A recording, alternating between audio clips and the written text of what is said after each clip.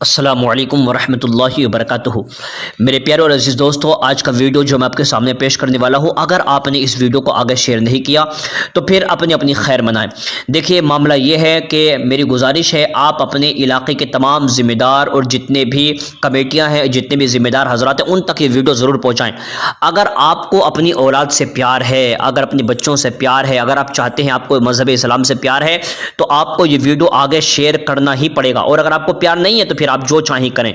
ये खबर जो मैं आपको बता रहा हूँ, ये इतनी दिल दहला देने वाली है। यकीनन देखिए, ये बात सही है कि ला तक़नतु मिन रहमतिल्लाह, हमें अल्लाह की रहमत से नाउम्मीद नहीं होना चाहिए।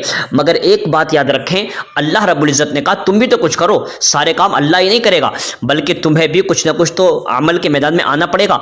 अगर तुम सारे के सारे मामलात अल्लाह के सुपुर्द छोड़ोगे तो फिर तुम जो 25 करोड़ या 30 करोड़ हिंदुस्तान में मुसलमान रहते, तुम्हारा क्या होगा? तुम कुछ नहीं करोगे, अपने हाथ पे हाथ रखकर बैठे रहोगे। तो मेरे भाई, आज का वीडियो जो मैं आपको दे रहा हूं, यकीनन आपकी रूह कांप जाएगी और आपको लगेगा कि वाकई आपके खिलाफ कितने जबरदस्त अंदाज में प्रोपेगेंडा किया जा रहा है। देखिए, मैं बता दूं, एक पंडित है और इसके पास में कई सारे बड़े बड़े लोग बैठे हुए नजर आ रहे हैं।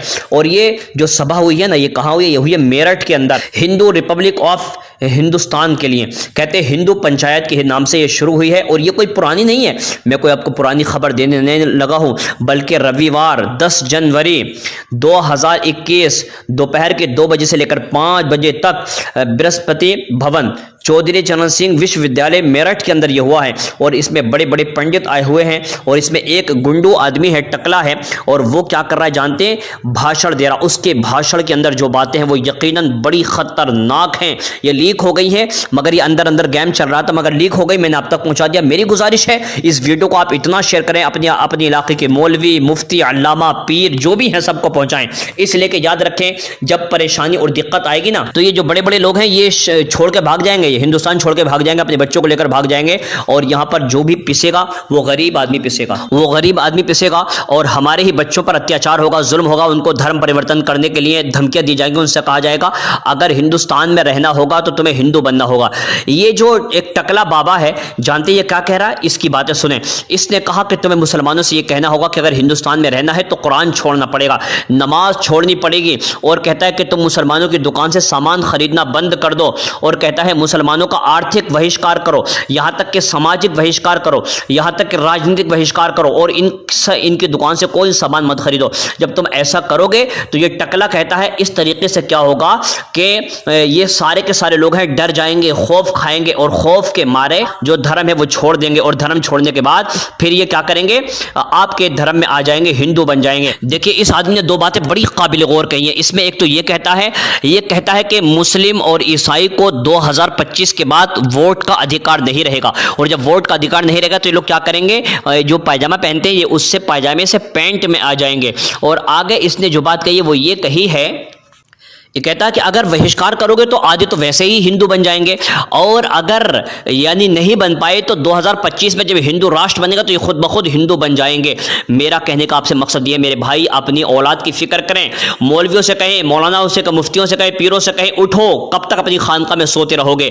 ये लोग लगातार प्रोपेगेंडे कर रहे हैं, सभाएं कर रहे हैं, और इन लोगों ने क्या क्या कर रखा है। लेकिन मुसलमान हाथ पे हाथ धरे हुए बैठे और कहता है कि जो होगा वो देखा जाएगा। क्या देखा जाएगा मेरे भाई? अब जो है पानी वो सर से गुजर चुका है, सिर्फ 3-4 साल बाकी है। इसके अंदर मुसलमानों को मुत्तहिद होना होगा, मुनज़्ज़म होना होगा, और कुछ ना कुछ लाही अमल तैयार करना होगा। मेरे भाई, मैं आपको नाउम्मीदी की तरफ नहीं लेकर जा रहा हूं, बल्कि मैं इतना कह रहा हूं, फिर भी मैं इस गंजे से कहूंगा, इस टकले से कहूंगा कि एक बात याद रखना, अगर तू ये समझता है कि तू हमें धमकियां देकर के अगर हमारे बच्चों को या हमारी आने वाली नस्लों को या हमें अगर हमारे दीन से फिरा देगा, तो ये इसकी सबसे बड़ी भूल है। आपने देखा कि बर्मा के मुसलमान वहां से जो है अपना घर बार, जमीन जायदाद सब छोड़कर आ गए, मगर उन लोगों ने अपना धर्म नहीं छोड़ा। तो जरा सोच, यहाँ का मुसलमान कैसे अपने धर्म परिवर्तन करा सकता है? ये तो, लेकिन फिर भी हमें हाथ पे हाथ रखकर नहीं बैठना, बल्कि हमें कोई ना कोई लाही अमल तैयार करना ही होगा। ये वीडियो आगे शेयर कर दें, जल्दी शेयर कर दें। अस्सलाम वालेकुम। बात करते हैं तो आप इतने बड़े लोगों से विद्यासागर नहीं जानते हैं ऐसे लोगों को, और आज बड़ी फॉलोइंग आज भी हमारी मुसलमानों की है। हमारा ये तर्क है, हमारा ये कहना है, यदि तुम मुझसे जुड़े रहना चाहते हो तो सबसे पहले तुमको कुरान छोड़ना होगा, तुमको नमाज छोड़ना होगा। आप भी ये शुरुआत करिए कि तुम मुसलमान हो तो सबसे पहले तुम कुरान छोड़ो, यदि मुझे संगत रखना है तो। आप कल देखिए, आप तय करिए कि मुझे किसी मुसलमान के दुकान से कोई सामान मैं नहीं खरीदूंगा, चलेगा। आप उनका आर्थिक बहिष्कार करिए, सामाजिक बहिष्कार करिए, राजनीतिक बहिष्कार करिए, सब इस्लाम छोड़ छोड़ के हिंदू धर्म में आएंगे। और जो बचा कुछ रहेगा 4 साल बाद जब हिंदू राष्ट्र बनेगा, तो हिंदू राष्ट्र में रहने वाला व्यक्ति केवल अधिकार, मतदान का अधिकार केवल हिंदुओं को होगा। आप कल देखिए अधिकार देख करके, जिस दिन हिंदुओं को सिर्फ वोट का अधिकार होगा, मुसलमानों ईसाइयों को नहीं होगा, उसी दिन यह सब पैजामा छोड़ छोड़ करके पैंट पहन लेंगे।